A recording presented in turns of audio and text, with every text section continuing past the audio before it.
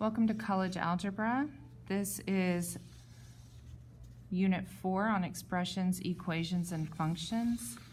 And in the previous lesson, we solved for multi-step and advanced equations, and we ended on number 8. And this is a continuation of that lesson, by which we will start with number 9, and we're going to solve equations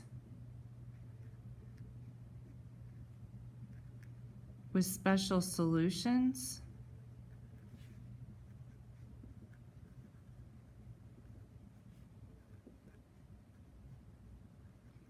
and solve special equations. So everything we're doing today is special. These have special solutions. These are a particular kind of equation called proportions. And then finally, we will have literal equations. So let's start off with number 9. All right, we'll solve this equation like normal, as if we didn't know that it had a special solution. So I have 1 plus 3c is equal to 5 minus 5c plus 8c. Combine like terms on the right, so 1 plus 3c is equal to 5 plus 3c. When I subtract 3c from both sides, they cancel on both sides. So I have 1 is equal to 5. So you want to think to yourself, what can I possibly plug in for c in the original equation that would make this sentence true? In other words, how can I make 1 equal to 5? Well, you can't. So there is no solution.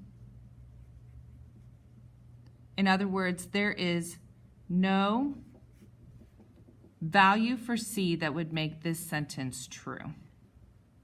For number 10, however, I have 40 minus 8x is equal to negative 8x plus 40. Add 8x to both sides. And I have 40 is equal to 40. What can I plug in for x in the original equation that would make 40 equal 40? The answer is any real number. So you can write all real numbers. You could also just write the set of real numbers indicated by r and the double bar, or you could say infinitely many solutions.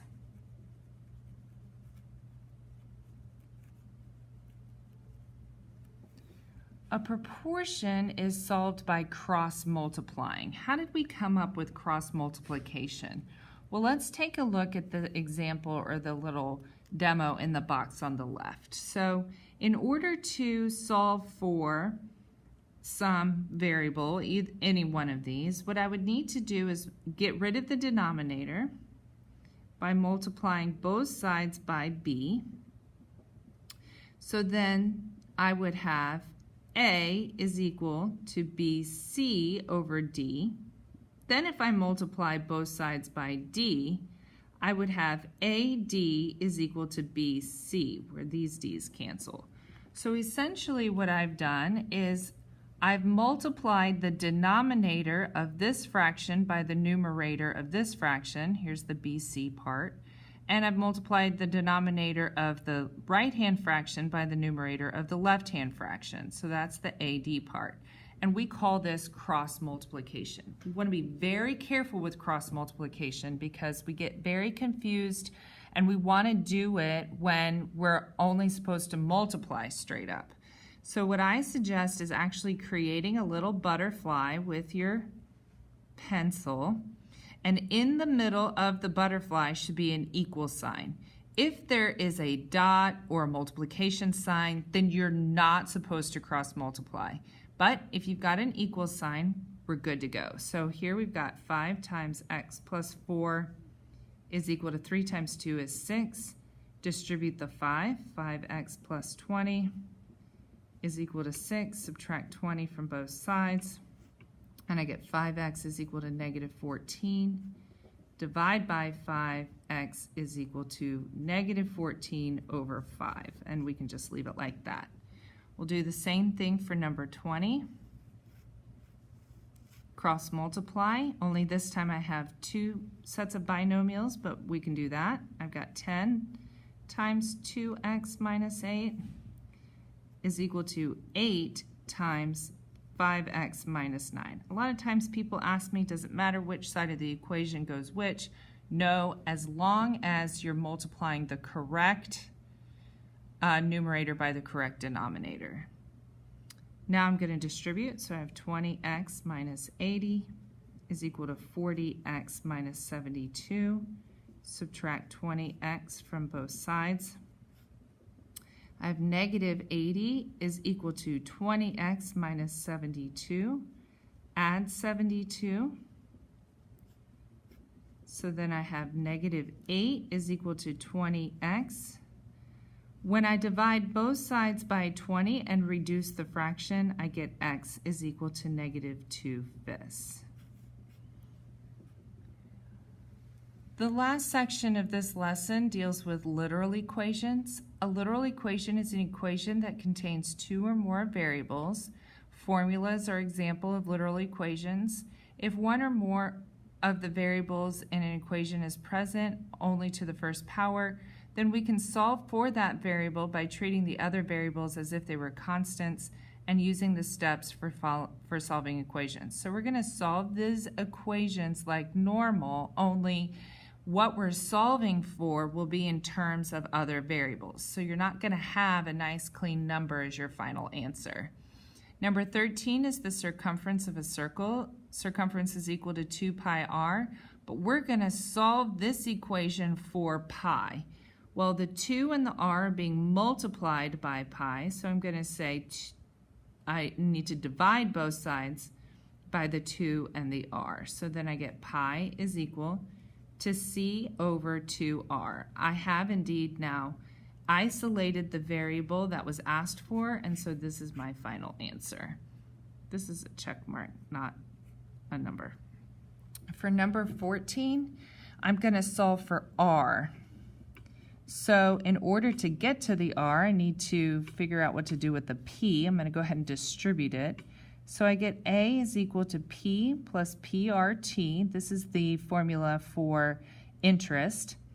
And then I'm trying to isolate this r, which is right here. First, I got to get rid of this p. Let's subtract it from both sides. So I have a minus p is equal to prt. Now I've at least isolated the term that has the variable in it, and I want to divide now out the p and the t, which would then cancel, but I have to do it on the left too. So r then is equal to a minus p over pt, and that's my final answer. For number 15, I'm solving for b. In order to do that, I got to get rid of the denominator first. So I'm going to multiply both sides by c, which will cancel this. Now I have a plus b is equal to 5c. I'm solving for b, which is right here, so I have to subtract the a from both sides. So then I get b is equal to 5c minus a. For number 16, I'm solving for x. That's right here. I'm going to go ahead and add the 3y to both sides. And I'm left with 3x is equal to 24 plus 3y. Divide by 3. Now my 3's cancel. I can divide each of these by 3. So then I get x is equal to 8 plus y. And that's my final answer. For number 17, I'm going to go ahead and I need to solve for b, which is right here. I'm going to go ahead and multiply both sides by 2 first rather than distributing the 1/2, because 1/2 times 2 is 1, and 1 times w plus v is w plus v. So I have 14w is equal to w plus v. I'm solving for b, so now I need to subtract w from both sides.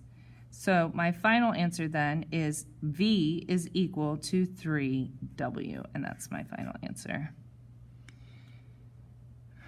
For number 18, I'm solving for x. This is tricky because I got an x here and I got an x here. Usually my priority is to try to get rid of a fraction.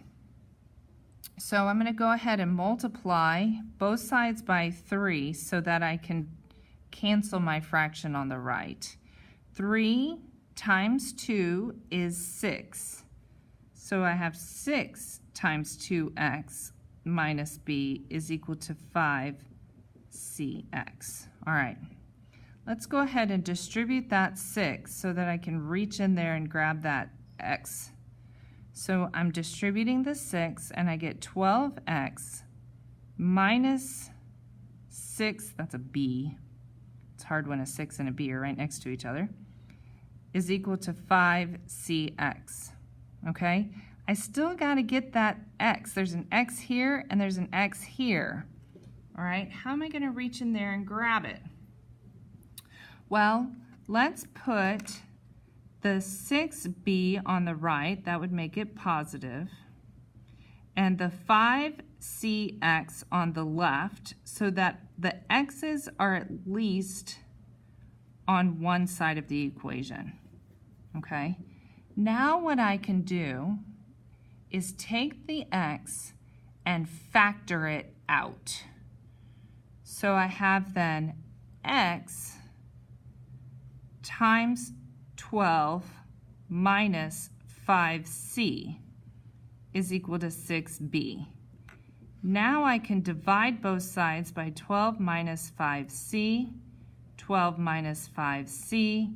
These cancel, and I'm left with x is equal to 6b over 12 minus 5c. And that's my final answer.